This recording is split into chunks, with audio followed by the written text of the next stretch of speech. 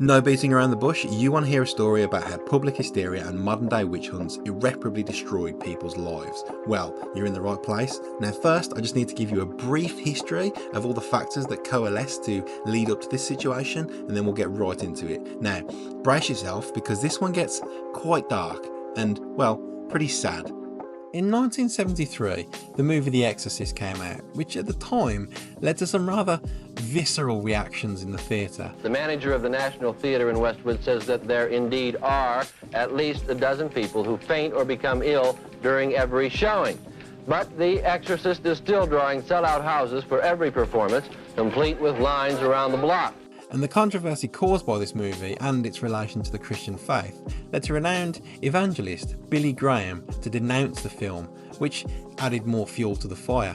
But in the wake of The Exorcist, more and more high-profile and critically acclaimed religious horror movies were released. I mean, there was The Omen, there was The Exorcist 2, then there was The Sentinel, The Omen sequel, The Fury, and then that led to The Changeling, Rosemary's Baby, and then with The Exorcist finally premiering on cable, the public was really kind of beaten over the head with the idea that something evil was lurking amongst them. Satanism, devil worship, is being practiced all across the country. We have all types of perversion going on, and it's affecting America. Perverse, hideous acts that defy belief, suicides, murders, and the ritualistic slaughter of children and animals. But the seed that sprouted this hysteria was planted much earlier. These movies just fertilised the ground. Now, it is true that child abductions and murders were on the rise in the 1970s, and with an ever-present financial strain on the American economy caused by the gas crisis, more children than ever were being placed into daycare on account of both parents needing to hold jobs. And so kids were far more open and vulnerable to influences outside the normal confines of the nuclear family. And the media weren't blind to this. See, with the popularity of heavy metal music, violent movies, and the supposed satanic influence in children's toys and entertainment, 80% of all toys on the market have a cultic influence, and these are the most popular. It says here that it actually makes the wings move, so let me look at that. And do you remember those verses in the book of Revelation about the flying beast with the riders on them? This could actually be taken from Revelations. Sure, it looks like it. more stories of Satanism and cult behaviour were being pushed in the news. Connected to devil worship. That's the focus tonight of Lonnie Warning Lardner's special signs report of on satanic Satanism. behavior But we want to warn you now that seems to be on the source of all rise this here in the is the United apparent States. practice This of morning's program, Satanism, you're going to meet a the woman worship whose of the family, devil. she said, With story after story seeming to confirm parents' worst fears, they reacted quite fervently to the news coverage, and with these stories gaining traction, more and more and more were being produced, and so the cycle just spun on and on and on. But after looking into this, I believe it started in Canada with a book.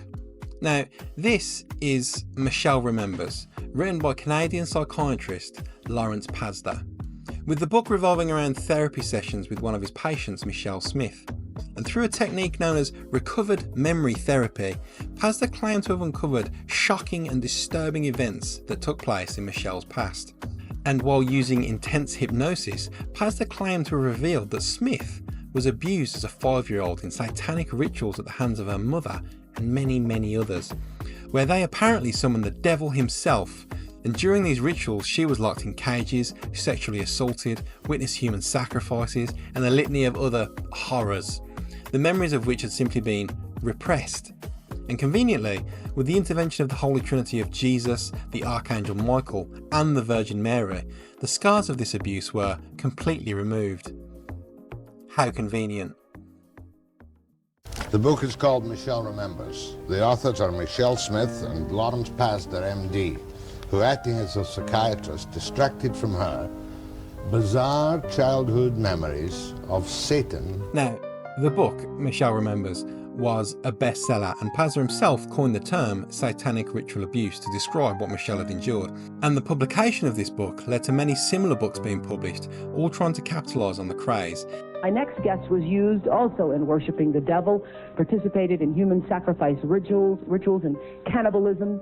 She says her family has been involved in rituals for generations. And so the idea of secret satanic cults targeting children was ingrained into the public conscience. How come you wrote this book? Tell me about Michelle. I'd look to see, was it imagination, was it hysteria, where was it coming from, was it psychosis? I have to say that the evidence is clear that this came from an experience that Michelle had. There has been nothing that I've been able to unearth that says it didn't.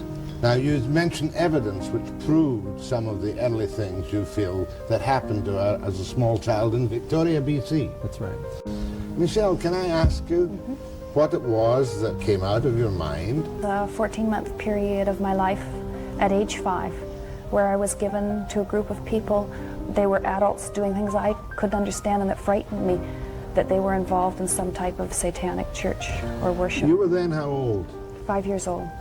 Had this disturbed you before you went into therapy? No, I had no memory of this whatsoever. Now, today, the book has been thoroughly discredited and debunked, and the practice of recovered memory therapy has been proven to be largely ineffectual.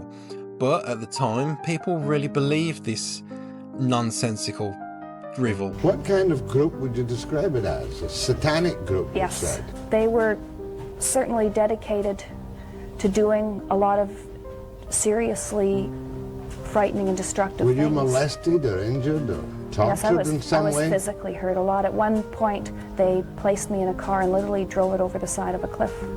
They sacrificed animals, and they used fetuses of babies in their ceremonies. Who are these people? Well, they're a secret organization, they're a secret society. Are you suggesting that her body was taken over by the devil? No. They attempted to try to do that type of thing. But what is essential to understand is that Michelle, as a 5-year-old child, stood up against this. This is not The Exorcist, which rips you off with fear and makes you feel some evil force can come into a room and take you over. I don't believe that. And with the book and subsequent books like it pushing the idea that satanic cults were infiltrating communities and coming after children, it's not hard to see how that and the much stronger presence of religious horror in pop culture could sway people to think that something dark and sinister was going on behind closed doors. And with Pazder's book getting a shout out on Oprah Winfrey and him being consulted in cases of satanic ritual abuse, as well as his book even being used as a case study in uncovering these alleged crimes, the idea was firmly planted in the minds of not only the public but the lawmakers too. And these fears, well, they were not going away, and not one person ever stopped to look at them critically to see them as the fucking fairy tales that they were. It's all a fugazi. You know what a fugazi is? No, fugazi. It's fake. Yeah, fugazi. It's a wazi, it's a woozy, it's a fairy dust. It doesn't exist. It's never landed. It is no matter. It's not on the elemental chart. It's not fucking real. And so, once all the kindling had been laid out, what was the spark that lit the first fire? Well, that would be the McMartin case.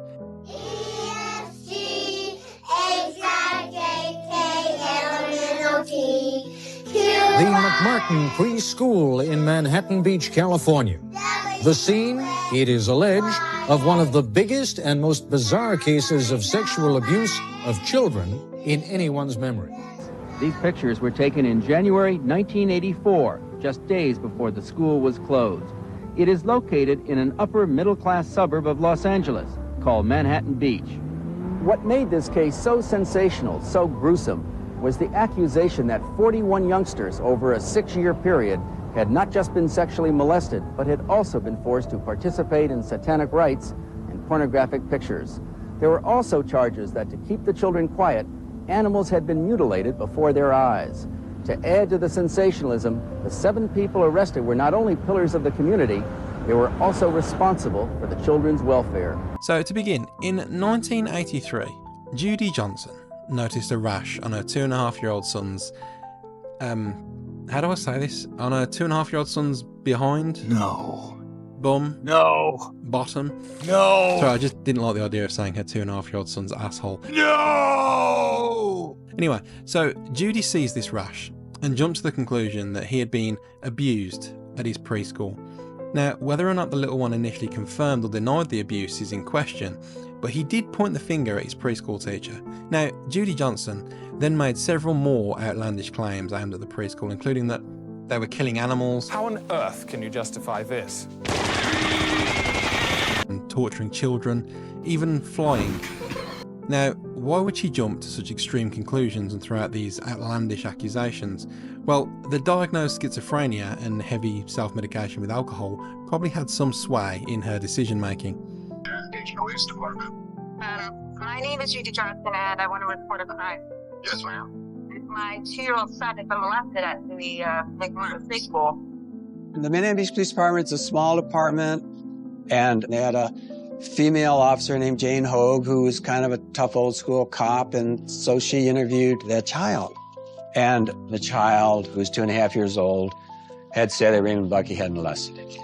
Now, after initial investigations turned up nothing, the police, in their infinite wisdom, sent out a letter to 200 parents that suggested their children may have been abused by the teachers of the McMartin preschool. Now, they did make sure to state that no evidence of such activities were ever found. I mean, what a great idea that was. Surely that wouldn't lead to any panic or hysteria. Unfucking-believable. The child was examined by a doctor at UCLA, and the doctor found something consistent with molestation. And based on that examination, Raymond Bucky was arrested. So now you have this investigation of a child abuse suspect. Word of it had gotten out. They had to explain it somehow. Judy Johnson mentioned that her child had said 2 other kids were abused. So the Manhattan Beach Police Department wrote up a very succinct, simple letter, which went out to the McMartin parents. It said, we don't wish to cause alarm, but if you could talk to your children, we'd appreciate it, and if you have any concerns, please call us. At the basis of it was this long warning advisory for all the parents to go out and talk to their kids and their families and their friends about molestation that was going on. Happened to some kids, may have happened to your kids too. Now, at this point, it would be fair to assume that everyone had their bases covered, that they'd crossed all the T's and dotted all the I's, that child abuse was the only logical conclusion to come to. I mean, you wouldn't want to start making accusations and arresting people if you weren't absolutely sure. I mean, that would just be fucking insane, wouldn't it? That mother came to be belief that her child was being sodomized, and the only place she could think of where a male had an opportunity to be in contact with their little boy was at the McMartin preschool, because her child was having itching and discomfort around his anus at night. He would wake up crying. So she took him to a local hospital. They examined the child. They did not raise the issue of sexual abuse, but they referred the child to the UCLA Medical Center. They examined the child again, and that's where they raised the bar by saying, child's anus is suspicious for sexual abuse. And that's because the mother had told them of her suspicions and because of the findings of this redness and some signs of scratching. Now, what they didn't do, what neither the initial hospital did or the UCLA Medical Center, this internationally known University of California medical facility, didn't do, was the most basic pediatric diagnostic test on an extremely common problem with children. It's called pinworms. So, pinworms, or as we just call them in the UK, worms. Well, they're a fairly common issue with children. The worms live in the large intestine just below the anus, and then at night they will emerge to lay their eggs. It's pretty gross, but it is what it is. Now, these eggs, they're irritable and tend to lead to excessive scratching and rashes. Now, the way you check for these worms is to apply some tape to the affected area, and then you view that tape through a microscope. And the eggs are visible plain as day. Simple. Now, neither hospital did this. Not even to at least rule it out. Instead, they allowed the schizophrenic alcoholic to sink further into her own delusions by saying, yes, these symptoms could very well be in line with the type of abuse you've described.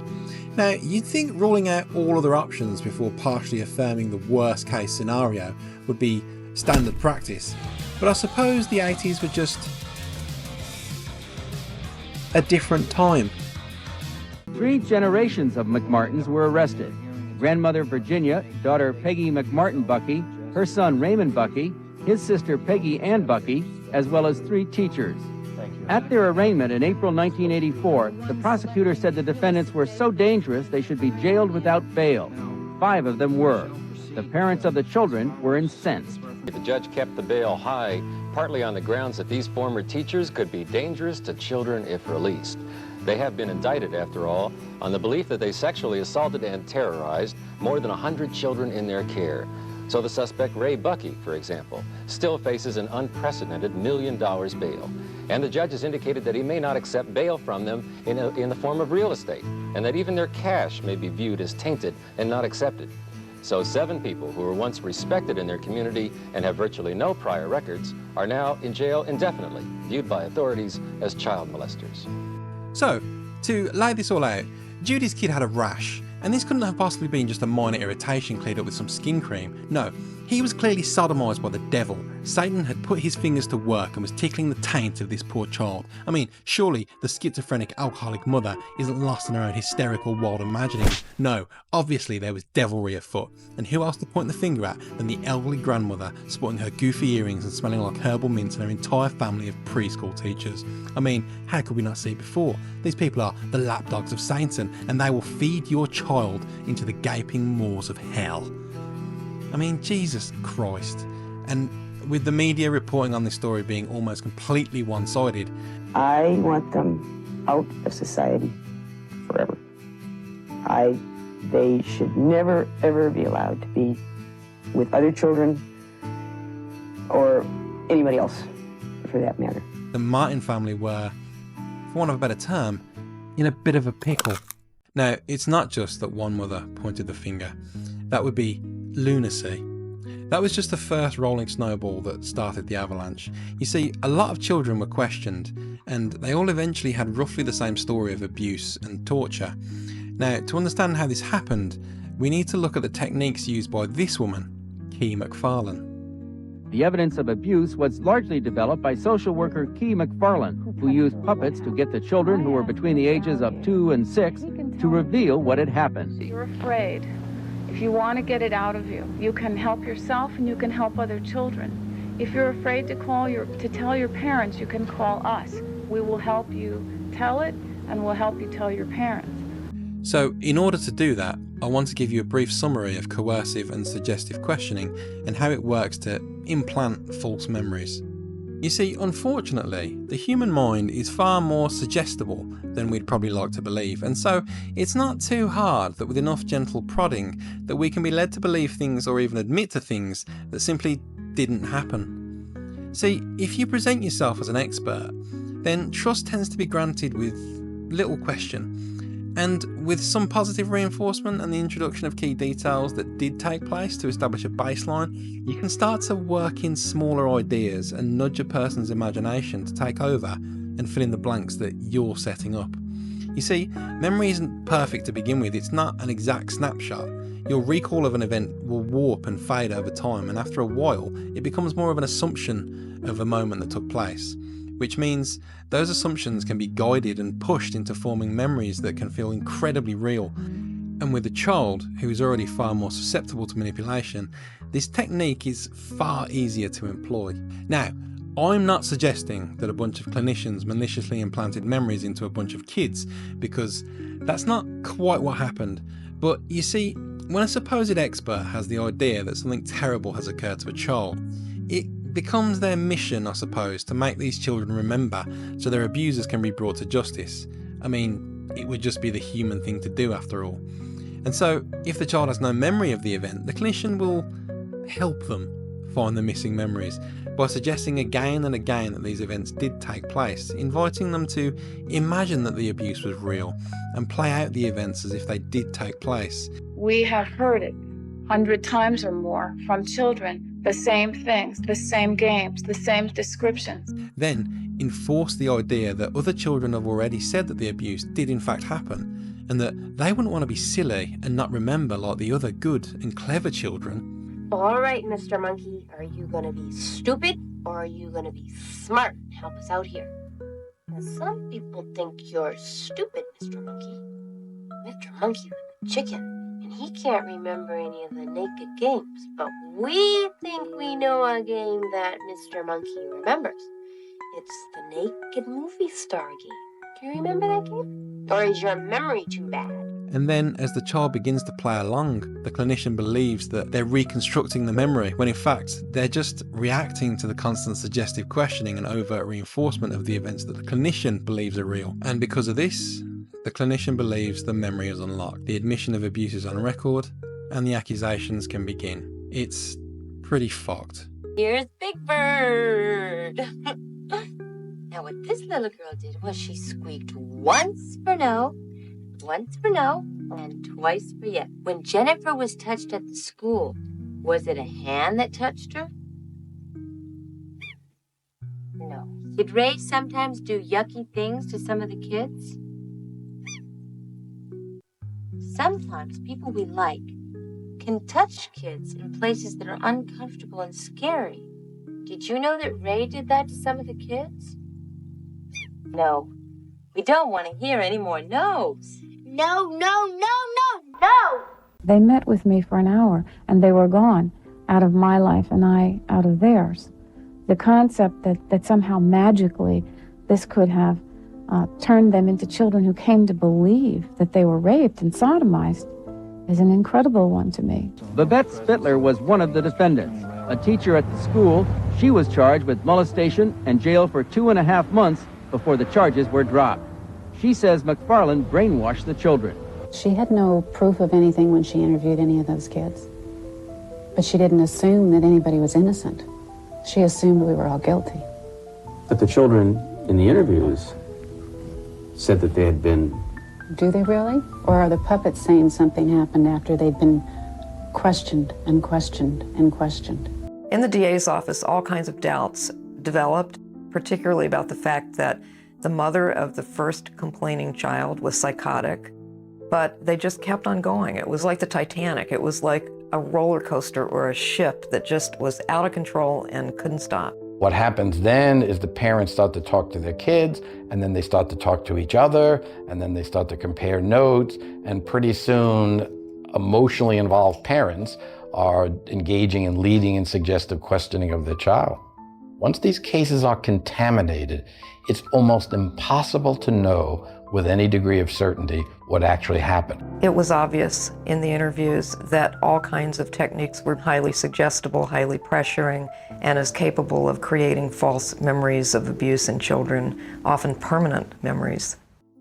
So, with that being the case, the first question I would ask would simply be, why was this professional psychotherapist using such shady techniques? Surely she knows better.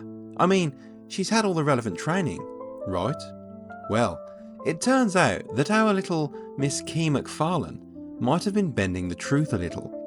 See, she did have a degree in fine arts and social work, which in no way gives you the requisite skills to call yourself a psychotherapist, or especially a child psychotherapist.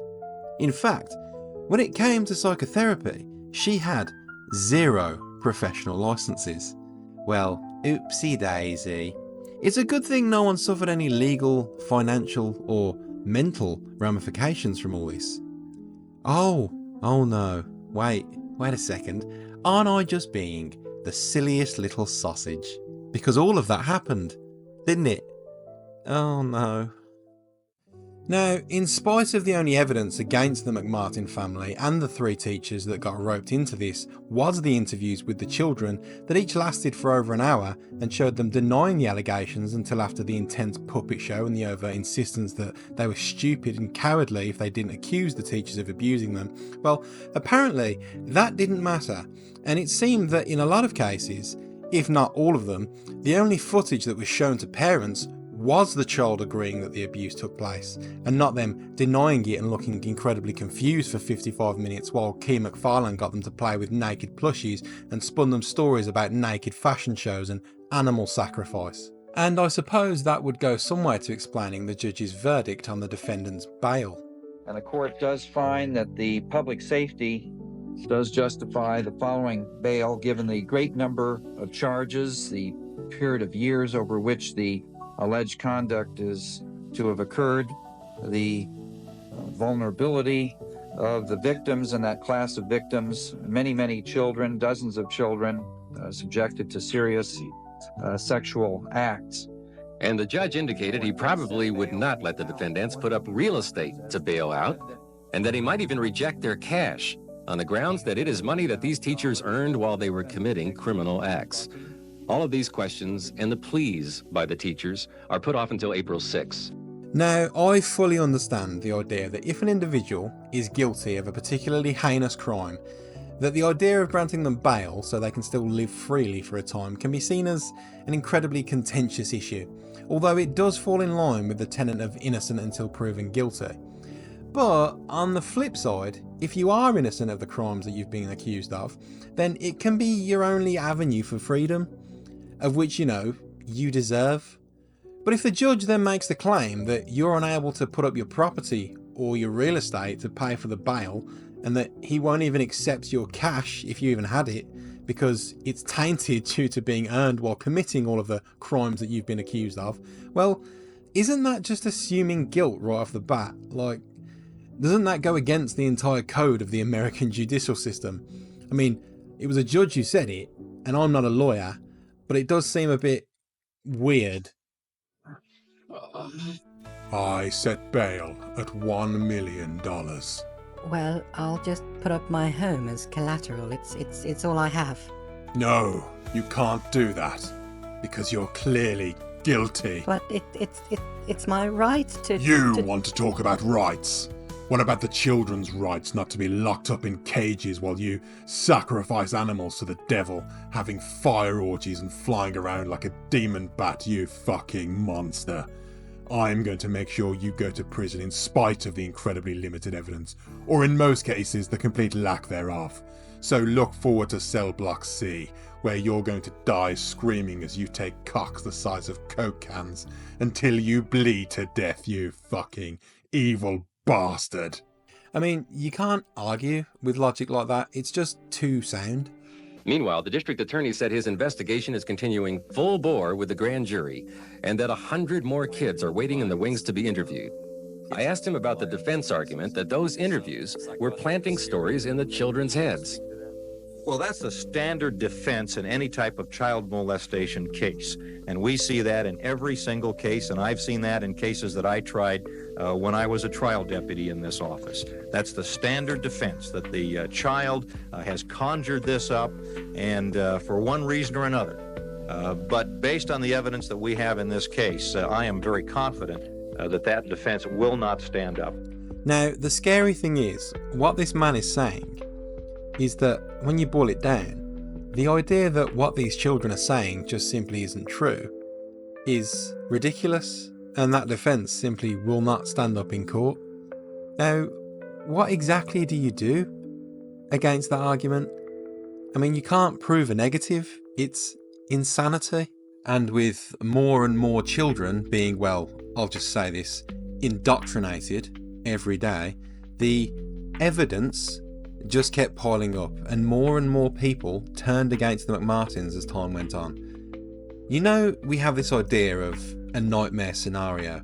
Well, this is one of the finest examples out there. And so, just to boil it down, imagine you are one of the McMartins. You have done nothing wrong. You have been a kind and caring, attentive preschool teacher.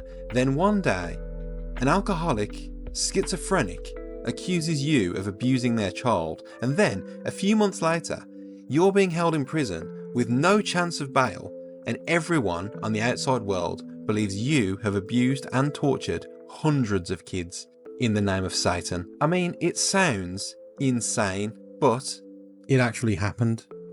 Now, all of this was being reported all over the news media, but the main man who broke this story wide open was Wayne Satz. He was all over this story and is credited as bringing it to the public's attention, a true hero of the people. Wayne Satz was a highly respected Peabody Award-winning reporter. I'm sure he kind of thought the way any reporter would have thought. This is like a great story. One mother noticed that her young son was having nightmares and difficulty sitting down and a redness on his bottom. Authorities would later conclude that her 2-year-old son had been sodomized. That was last summer, In the months since then, the number of possible victims have multiplied, to say the least. But as Wayne Satz reports, the defendants will have a difficult time making bail. Wayne? That may be so, Jerry. The judge kept the bail high, partly on the grounds that these former teachers could be dangerous to children if released. Number 3855104. This is your story. It's all your story, but Well, I do happen it's to the know world's the story fact now. that Children's Institute International has scraped along financially and carried an enormous burden on behalf of all society alone. I'm sure they'll appreciate you saying that. Well, I know it to be the truth as you do. And more people do now, too. And now Wayne Satz, this good old boy, well, he had an inside track right to the heart of the case. You see, he had a source that dished about all of the inside knowledge, including what the children were saying during their interviews. And why was this? Well, because conveniently enough, he was dating Key McFarlane.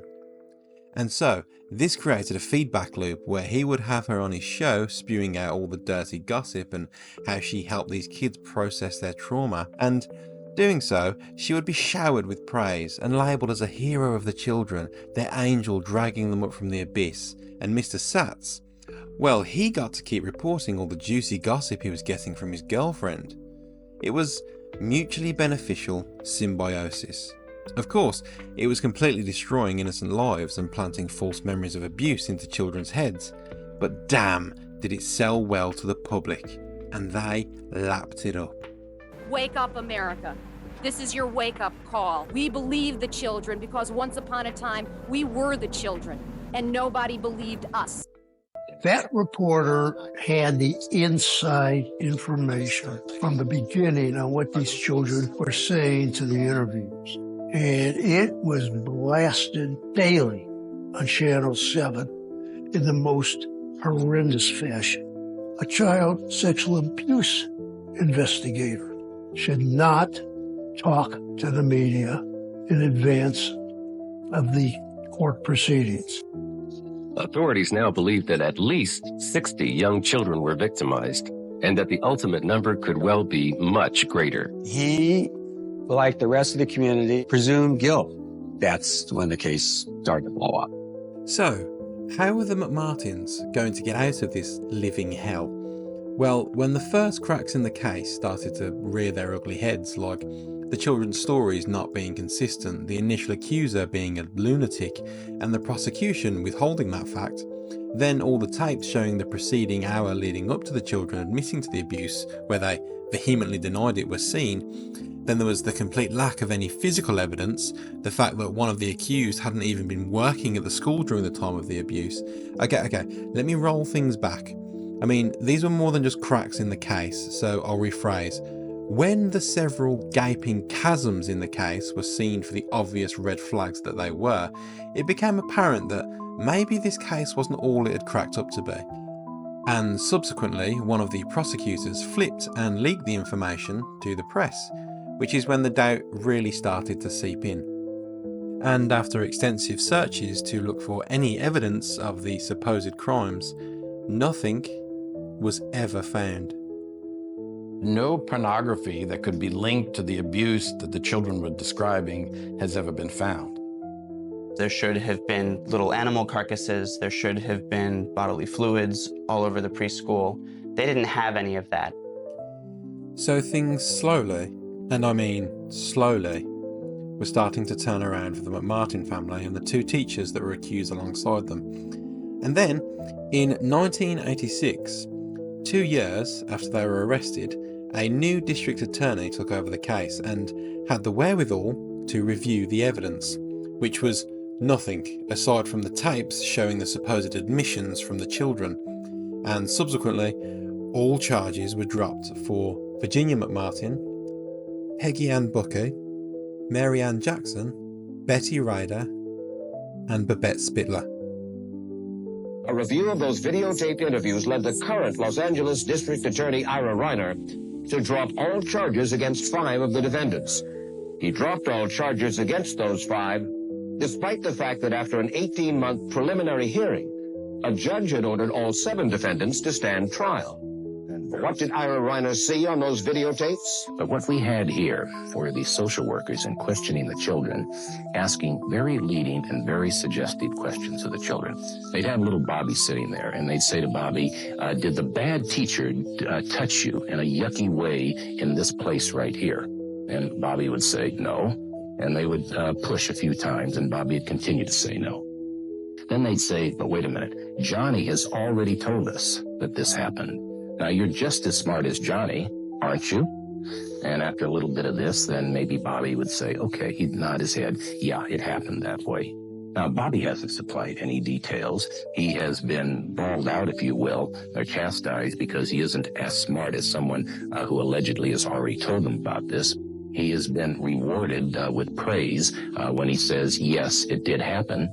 What you have here is a situation then where hundreds of children had been questioned, and then this material is turned over to the district attorney's office.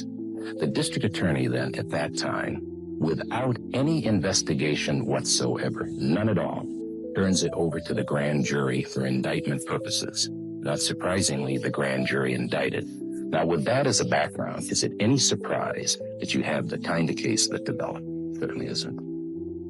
What you're charging is that the former district attorney, Philibosian, simply did a miserable job.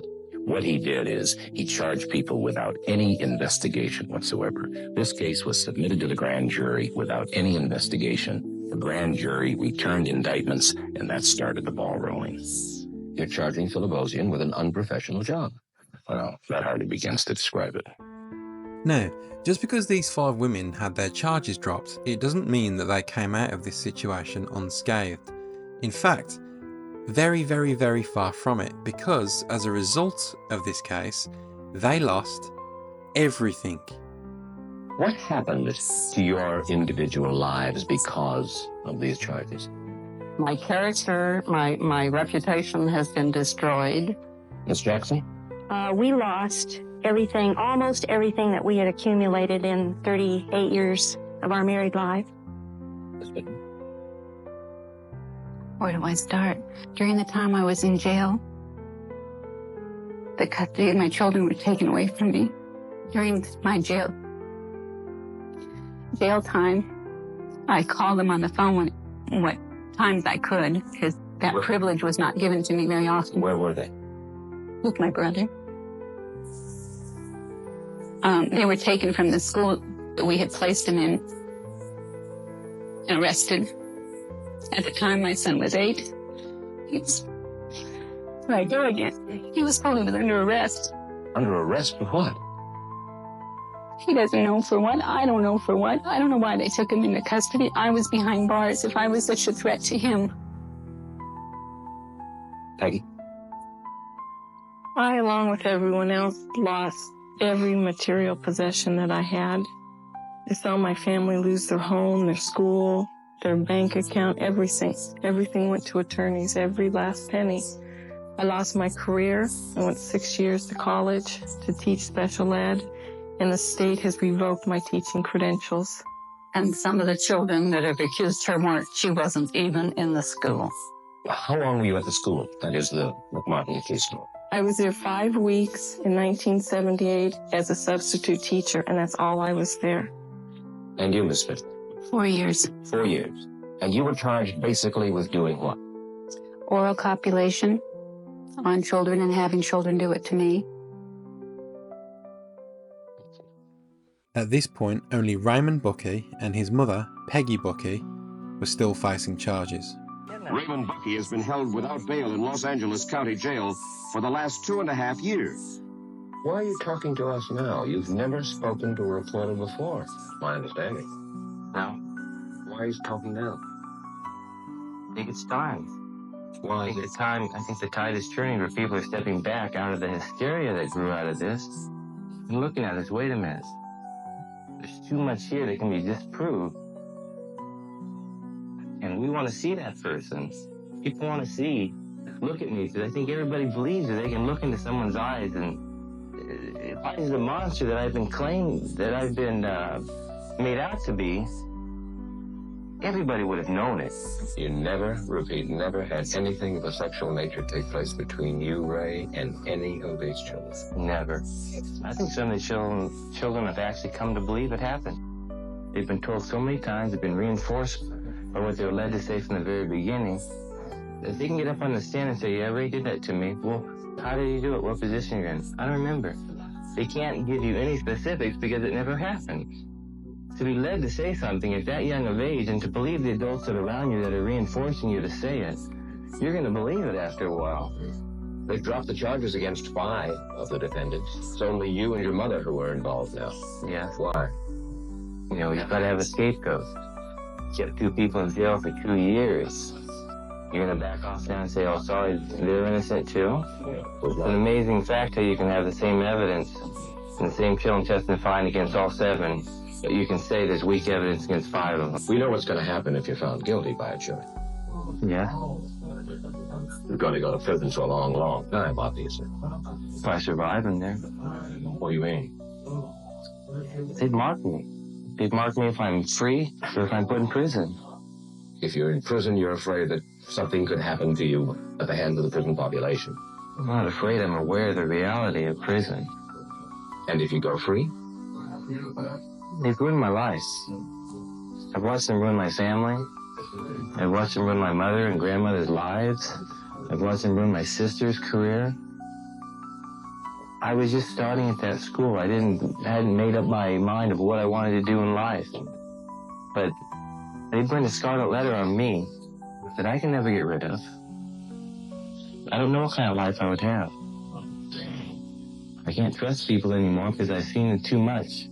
The politics, the corruption, the evil, the anger, the ignorance. Raymond Buckey was held for a further 3 years until he was finally able to raise the money for bail when the judge dropped the bail charge from $3 million to $1.5 million. At this point, he had been held in custody for nearly 5 years without being charged. In 1990, his mother was acquitted of all charges, and finally, after 2 trials, one in which he was cleared of 52 of the 65 counts, and the second where the case was eventually dismissed due to the jury being unable to reach a verdict, Raymond Buckey was finally free. What do you want to do in your life? I want to be left alone. I've seen what the news media can do to people in a crowded situation, and I don't want to be in LA, and I want to be left alone. There were at least some journalists and news outlets that took time to reflect on what had happened with the McMartins and maybe look inwardly on how they could do better in future. And while that's a very small victory, it's at least something. But it is doubtful that anyone will conclude that the way this trial was handled and covered by the media reflects much credit on either U.S. journalism or the U.S. legal system. Innocent people have had their reputations smeared and their lives turned upside down. Very young children who may or may not have been sexually abused have certainly been traumatized by endless hours of relentless examination and cross-examination in pretrial and courtroom hearings. Whatever else will be said about the McMartin case, it will never be cited as a proud example of our criminal justice system. It brings into focus that our American culture can do harm to our children and the next generation to win at all costs, to have a great publicity run, to jump the ratings and make it for a day. Those are all adult aspirations at the sacrifice of children. And as I said way back near the beginning of this video, this is just one case. We all would like our names cleared. And that to me is almost second to, I think people have to know what happened here. I think people in the world need to know this was a witch hunt, that nothing happened at the school and it could happen to anyone. Because it can, and it has been. It's happening all over the country. Because of this case, it has happened everywhere. And if people realize nursery schools aren't places where children are being molested and raped and sodomized, it doesn't happen. It didn't happen in ours.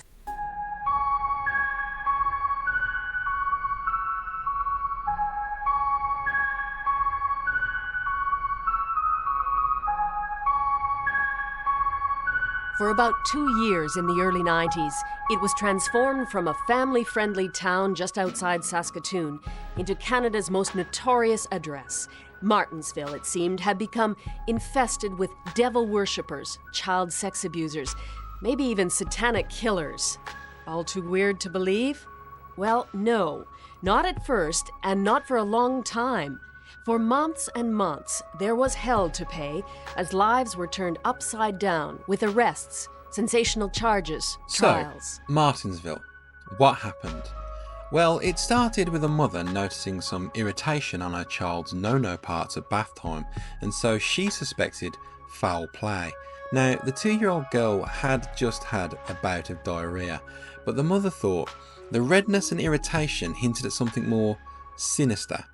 Now, far be it from me to waylay a parent's concerns. Your child is sacred after all, to be protected at all costs. And so when the mother asked her little girl what had happened, she responded, and I quote, "A stranger poked at my bum with a pink rope."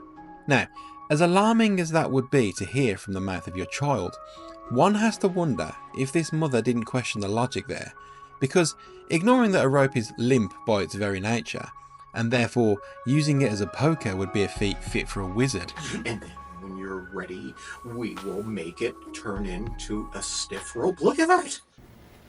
Oh my God. I'd have a few follow-up questions. I don't answer questions. Okay, is there somebody here who can answer questions? I don't answer questions. I certainly wouldn't immediately accuse the babysitters of sodomy, which is more or less what happened. And so, here we go again. Once the police were notified, they worked quick smart and assigned their newest recruit, Claudia Bryden, who at the time was fresh out of police college.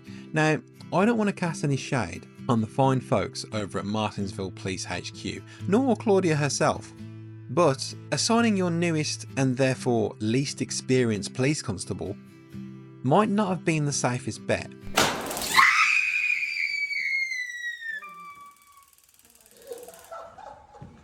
And judging solely on the outcome of this case, that really was a bit of a blunder.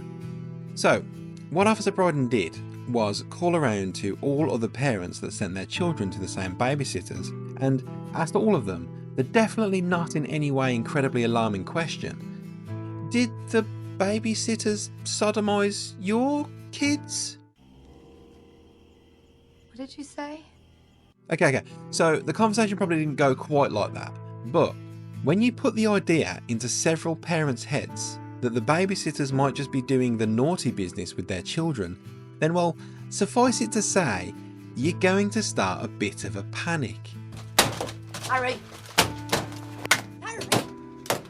What? It's an inanimate fucking object. You're an inanimate fucking object! Now, look. Look here! Look, listen! If you are doing anything untoward with a child, then you should have the harshest of punishments drop down upon you like the mighty hammer of Odin.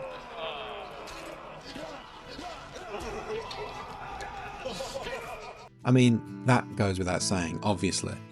And so on the flip side of that, if you have suspicions that that kind of evil is going on, well fuck me, you better be sure about it before you whip up the mob. Because once that fire is lit, you can douse it with the entire fucking ocean. It ain't going out. And at that point, the victim of said accusations, guilt or innocence, is pretty much irrelevant, because in most cases nobody cares at that point. They are labelled a monster, and that label is permaglued to their forehead, and it never, ever comes off.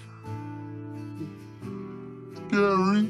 And so, Claudia Bryden did her thing, making phone call after phone call. So she tracked down more parents whose kids went to the same babysitters. This mother sent her 5-year-old there. Back then, when police first called, she couldn't believe the babysitter might be involved. So she phoned and asked.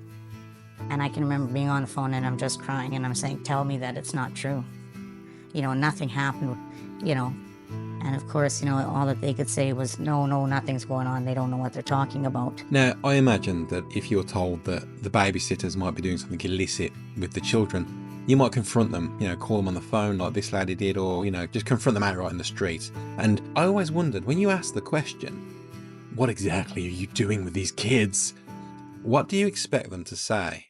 I say we ride them as far as we can, and then eat them. Now, I'm not going to tread the same ground here, as I think I've established the way this goes. The children were interviewed and the accusations stuck, but in this case, the claims didn't just stop at the babysitters. You see, the kids started pointing fingers at the police officers, and just like the other accusations, these just seemed to stick too. As the months wore on, the children said they remembered uniforms and police cars. They said it wasn't just the babysitters who abused them, it was the very people sworn to protect them. From photos, the kids picked out police officers from 3 different forces, and the case suddenly turned inward.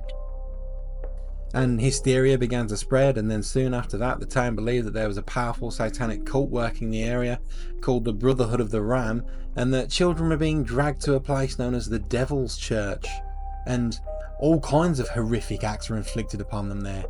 If that wasn't enough, one kid began to talk about another place, a place the children were driven to, a place he called the Devil Church. When that leaked out, a local pilot flying over Martinsville said he'd found the place. He would tell police it was a blue building, 6 kilometers northwest of town.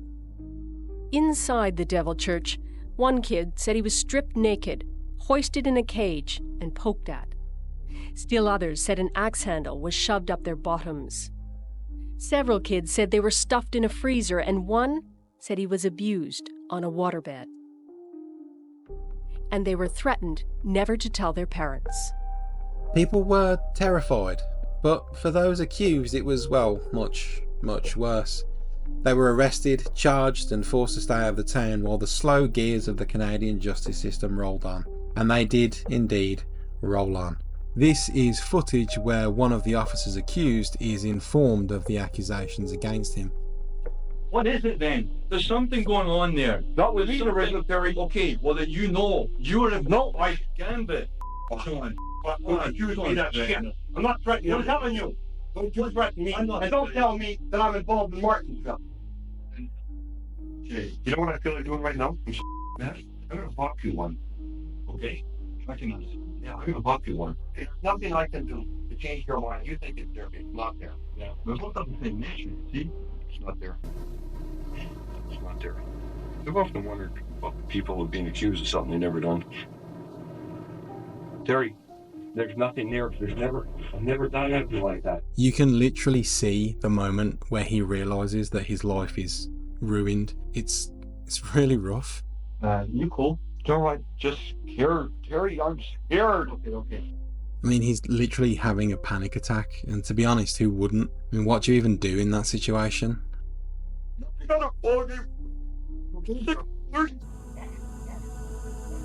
By spring 1992, Martinsville was reeling. Sex abuse, first at the neighbors, then the Devil Church. Add cops as conspirators, and then throw in Satan. So, why did all this go down the way it did? What series of blunders led to all this taking place? Well, I think a lot of the blame can be laid at the Martinsville Police Chief, Mike Johnston. Now, this chap was either really bored, really scared of Satanists, or just wanted to get a big win under his belt, and from what I can find, the details are a little fuzzy on what the actual answer might be. It seemed to me that the longer it went, the more flags, if you want to call them that, went up that say, hey, there's something funny here, there's maybe not as much to this as we're led to believe. Mike was very insistent that there was something going on, there was some satanic stuff happening.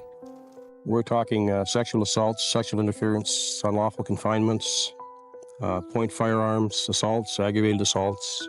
How does this compare with anything else you've ever been involved with investigation-wise? It doesn't. I've been a police officer for 25 years, and this is probably the culmination of all investigations. Needless to say, he completely balls this one up. So, against the orders of the prosecutors, he jumped the gun and arrested everyone who had been accused up until that point, including the husband and wife babysitting team, their son and his friend, as well as 5 police officers. And when word of the cult's retaliation materialised seemingly out of fucking thin air, Let's bleed, pig! I want your eyes, pig! We kill the weak, so the strong survive! He geared up his police force ready for war, telling them that 2 busloads of Satanists were rolling into town with murder in their eyes and a wanton need for unholy sacrifice in their heart. And, well, this was all complete fucking nonsense. And, of course, after scaring the shit out of his police force, they started to question his judgment. And he said that he had information obtained from a woman in Saskatoon that placed 2 busloads of heavily armed Satanists coming up from the Esteban, Moose Jaw areas. And he authorized us to go ahead and bring in our own guns and just be as heavily armed as possible. And at the time, I've got to admit that I had never been more scared in my life. I told a friend of mine if something did happen to me that he would make sure that Barb and the kids were looked after.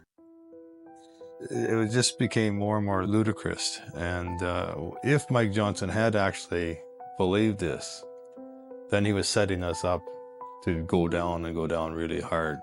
We just couldn't even conceive what kind of game he was playing. Luckily, with the case being as big as it was taken away from the Martinsville police and handed to a special task force, and quite quickly they were able to pick apart the evidence and roundly fist the gaping holes in the case. You see, the case itself stood on the accusations of the children, the 9 people that were arrested, and the fact that there was this supposed satanic church. You know, the blue shack in the field. Well, funnily enough, when the church was searched, no evidence was ever found. No DNA, no trace of bodily fluids, nothing. We come along as a task force and we're going to organize the material and we're going to move the investigation forward. But at the end of the day, we start to see flaws of what doesn't seem to hold any water. And we start to question it and analyze it and start to investigate backwards and try and twist and turn what we are looking at to say, well, what do we really have here? When we looked at all the information we had, we started to have our doubts about whether or not children actually had been taken to this location. Some things did not seem right. But I mean, with the kids coming up with all these elaborate stories about being kept in cages, locked in a freezer, being beaten with an axe handle, and forced to engage physically with adults on a waterbed, well, how did they come up with these stories? Well, just like in the McMartin case, they were fed a story cooked up by the interviewers, and after extensive and exhaustive questioning, they all just agreed that it had happened the way the interviewers laid it out. On a second look, there was no waterbed.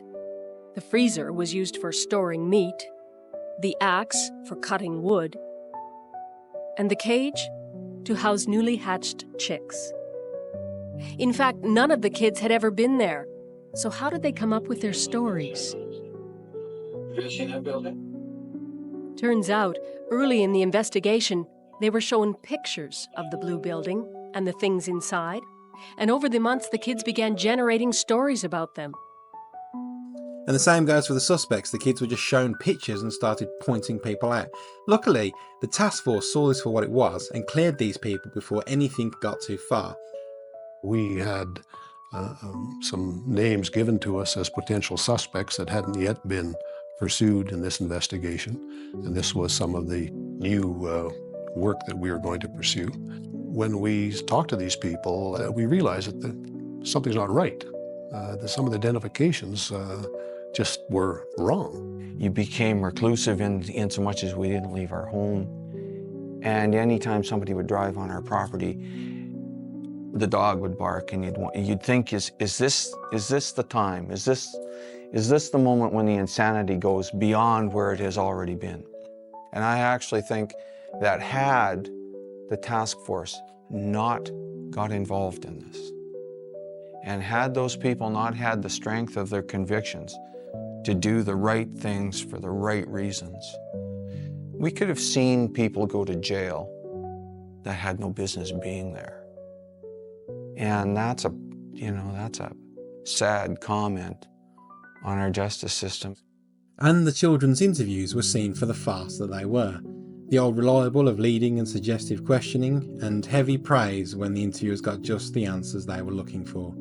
As a set, these interviews of these children failed to present information that would provide a basis for any reliable conclusion that any abuse had occurred to any of these children. And there was one particular interview that raised the biggest red flag. The initial interview was continual denials, even though there was repeated pressure and suggestion and questioning over and over and over again. This child denied and denied and denied. 4 days later, the same child was re-interviewed in a very, very suggestive and pressured interview and began to say things. But those ideas had been planted 4 days previously when the child denied everything. So have you ever been for a ride in a police van? It was the rookie cop, Claudia Bryden, who interviewed many of these kids over and over. Later, much of the blame for the runaway investigation was heaped on her. Claudia, you were a relatively new police officer when you took on this major file. Wouldn't it have made sense to ask for some help? Look, the fact that I sought my supervisor's assistance and advice throughout the investigation has been a part of the public record now for a very long time. It's very clear that I did ask for help. Now, Claudia Bryden, sweet little Miss Billy Bright, I don't think she should shoulder all of the blame. Now, she certainly has to take on some of it because, well, she did start phoning all of the parents and asking them, listen, do you know possibly, I mean, is it sort of maybe, is there a chance that, well, the babysitters are fucking your kids? Now, when you do that to a parent, you're going to, well, cause a bit of a panic. You might even melt a few brains. Now, Claudia, the Brine man, she did go ahead with the interviews and they undoubtedly planted a lot of PTSD, trauma and recurring nightmares into these children's heads. But the blame can't be solely laid at her feet when I hope I've clearly laid out that it was the police chief that had the biggest part to play. He was the one who went ahead and arrested all of the accused based off of the very flimsy evidence that they had. And let's not forget, whether he started them, he did perpetuate the rumours that there was an army of Satanists lurking at the ready to wash over the town like an unholy plague, armed to the teeth with the intent to spray bullets with wild abandon into pedestrians, oncoming traffic and whatever other lunacy that fool was cooking up in that toilet of a brain. So, the task force cleared any new suspects and pointed out a lot of gaping chasms in the prosecution's case. So, in order to try and plug these holes, they re-interviewed the children in an attempt to stitch their case back together. At that time, in our opinion, we were into somewhat of damage control in that the original evidence was now being reworked with new interviews. Just 1 month before the first trial, Sergeant Rick Pearson laid it out. He told the prosecutors, in the opinion of the task force, their evidence had holes in 3 key areas. He put it in writing, opening a rift.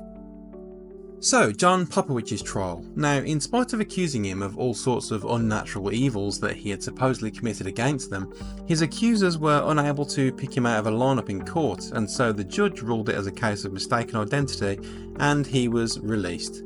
And the husband and wife babysitting team, well, after a 5 months trial, far too long, Jesus Christ, well, they were deemed innocent of all charges and released. We told people at the beginning of the hearing that we were not guilty of any charges, and neither is our son. We believe that. And the prosecution, well, they just kept taking loss after loss. The judge was quite pointed in his charge to the jury that in many cases there wasn't very much evidence connecting these people to certain incidents at certain places. How does that make your cases feel in terms of going forward with it? We're not going to discuss other cases. I'm sorry. Are you prosecuting the next case? Are you Yes. going to be in court Monday? Now, fortunately, there weren't any further cases, and the reason being, the prosecutor's boss said, listen, this stops now, we're not going to try any more cases, this is over.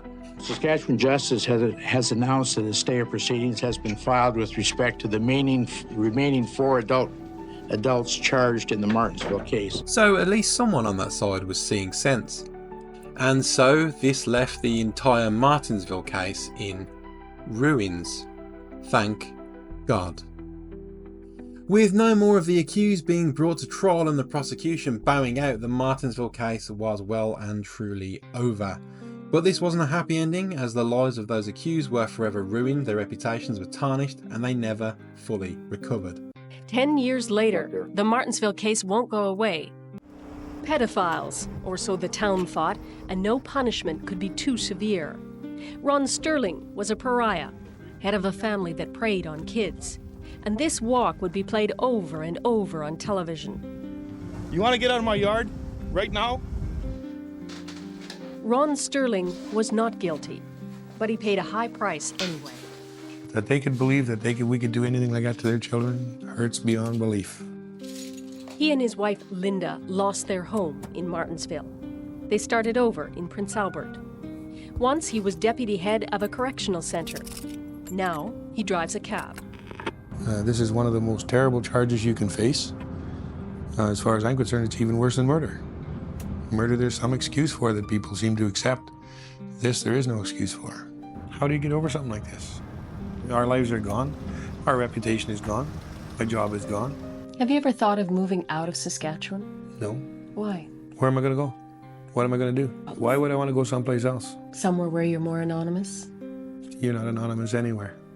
We're still recognizable. I mean, it doesn't matter where we go. There's always somebody who will stop and stare, point a finger. Popowich, as well as the Babysitters, Ron and Linda Sterling, did successfully sue for damages under wrongful and malicious prosecution, with Popowich receiving $1.3 million and the Sterlings receiving $925,000 once both settlements had reached their conclusions. But I don't really see that as a fair trade-off. Come to your own conclusions, I suppose. Whatever.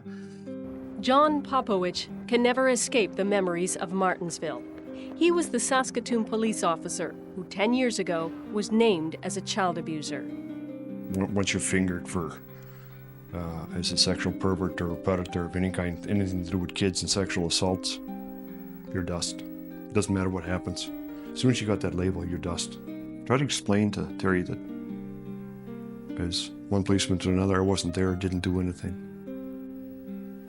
And then when you feel the gates of hell closing in around you,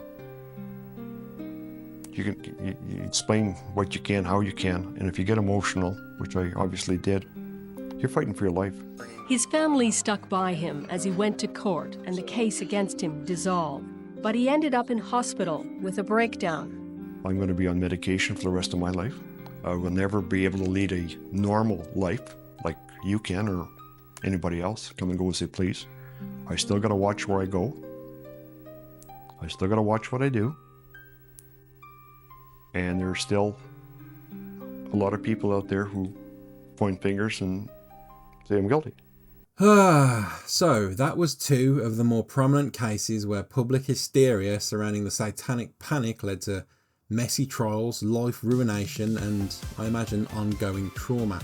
Now, there were two more cases that I wanted to discuss, but I've been working on this video for so long now, and with the subject being as bleak as it is, I kind of just want to move on to something a little more light-hearted. I will come back to this topic and cover those cases eventually, but for now, I don't know, maybe I'll move on to something like vigilante street justice or war crimes. I'll think of something. Now, it's pretty clear that this video took me quite a long while to make, considering my last upload was, 2 months ago. But considering I'm pretty new at this, I'm going to let myself off with that one. But, you know, it's a learning process. And for now, I'm just going to go back to, shorter content, 20, 30-minute videos. And look, I know I don't have that large of an audience. I mean, I'm averaging around 50 to 300 views a video, but if 50 to 300 people want to listen to my ramblings, then, well, gee golly whiz, that's good enough for me. I will take that all day. I will lay myself down, open up willingly, bite the pillow and let you give that to me relentlessly. And in return, just know that I'm sat here with the girthiest, throbbing, veiny smile you've ever seen. Because the fact that anyone's interested in listening to my bullshit musings is, well, that's something I'll take to the bank. To the blood bank. So, once again, I'll say, hey kid, appreciate you. Fuck's sake. Bye. People take this shit really seriously. Maybe I should. So yeah. Comment all of your hate speech in the comment section. And don't forget to like and subscribe. Hit that notification bell. And thanks for watching, friends. Okay, I'm done. Bye. Bye, everyone.